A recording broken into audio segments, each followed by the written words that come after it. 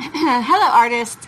So today I'm going to be teaching you how to draw a tree. Now there are lots of different ways to draw a tree, and it all just depends on what you want your artwork to look like.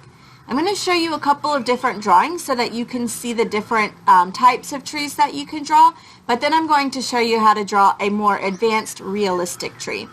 Just because I say it's advanced doesn't mean that this is hard.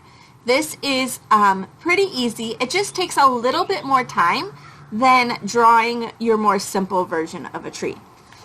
Okay, so the first version of a tree we have is a tree using geometric shapes. Geometric shapes are shapes that have names. This is a circle, a rectangle, and an oval. I've grouped them together to represent a tree. Alright, so this is a tree using geometric shapes. Okay, the next kind of tree is a little bit more advanced than the first tree. This tree is a tree using organic shapes. Organic shapes are shapes that don't have names. Okay, so this swooping out shape that I'm using to represent the trunk of the tree, it does not have a name, but we can tell it's the trunk of a tree. So this up here, this shape does not have a name. Some might say, well, that's a cloud. Well, it's not a cloud. It's a shape that looks like a cloud. Okay? So then I have this shape up here to represent the canopy of the tree. When the shapes do not have names, those are called organic shapes. Okay. What I'm going to be teaching you today is how to draw a tree that is using line, value, and texture. So those are three art elements, just like shape is an art element. These three art elements are going to make my tree look more realistic. So line, you guys know all about line. Value is the scale of white to black and all of the shades of gray in between. Okay, so that's value. And then texture. Texture is the way something looks like it feels. So by using my black Sharpie and my white paper, I'm going to show you value. By using lines, I'm going to show you texture. All right, so this is what I'm going to teach you how to draw today. Okay, so I'm going to tilt my camera down and then I'll start showing you a drawing tutorial. Okay, boys and girls, so the very first thing that you are going to do is you are going to draw the first side of your trunk of your tree. The lines that you use work best if they're nice and bumpy, so don't make a perfect line. You're going to start from the outside, go in diagonal a little bit, and then come up. I'm going to do the same thing from this side. Remember, bumpy lines when you're drawing trees look best. So again, I'm going to come in, up, and then stop. These lines down here are going to be the roots of my tree, so I'm going to connect them to show the base of the tree, just like that. Now up here is where I'm going to build the canopy of the tree. So that's going to involve a lot of branches. If you are going to go outside and look at trees, they have thousands of branches.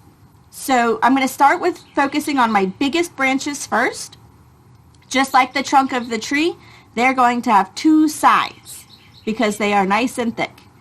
I want you to think of the letter Y as you draw these first two branches. So you are making the letter Y with your tree. You're going to come back to the middle, and as you go out, you're going to get closer and closer so that branch gets skinnier and skinnier.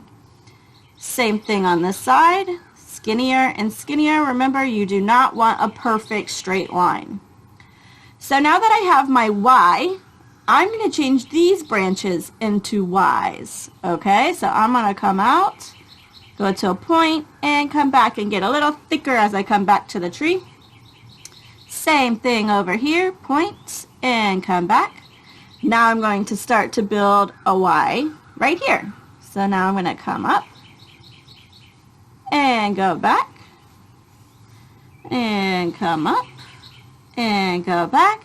And now I can start to make more Ys. So I'm just going to keep on adding branches to make that letter Y. Okay, I can make a bigger one right here if I want. And as you get to the ends, your branches are going to be tinier and tinier, like little twigs. And eventually, you don't have to draw the two sides anymore, and you can just do little lines to be the twigs. And see how I'm just kind of making each of these have a split like a Y. Alright.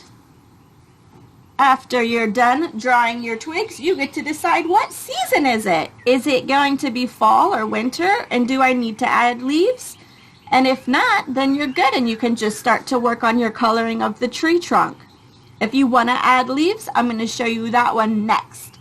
I'm going to pause my video and I'm going to jump ahead to what shading your tree trunk should look like. And that way my video doesn't take up too much time. Alright, boys and girls, so I have started to go ahead and shade in the branches of my tree. If you see, I stay along one side of it, and I'm going to keep my lines nice and close together.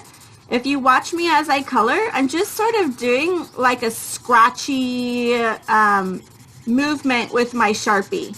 And I'm just going in different directions because that's going to give me the scratchy look of the bark.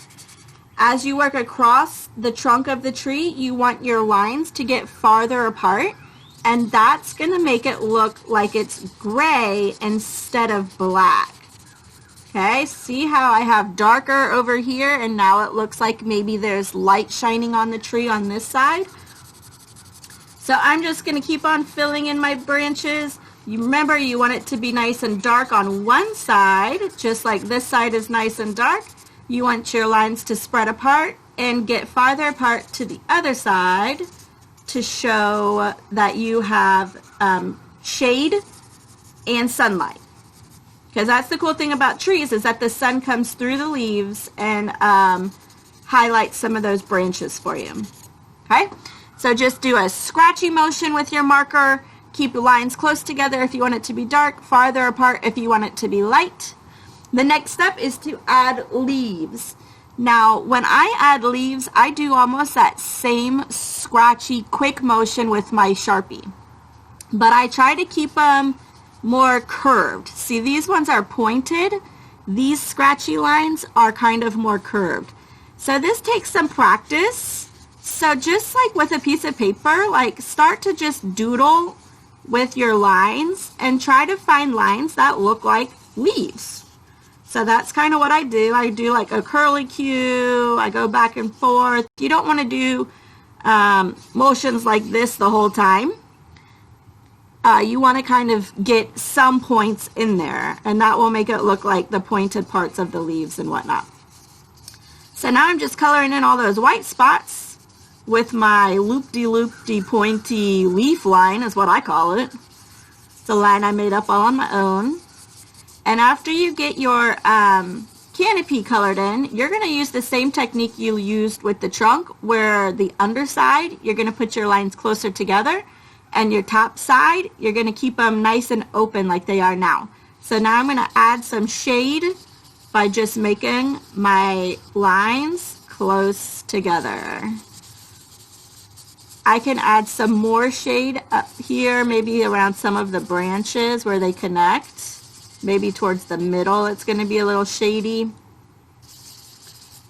But the trick is that you want it to be different. You want the bottom to be darker and the top to be lighter because your sun is up here shining on all of these leaves, and that's going to make them nice and light.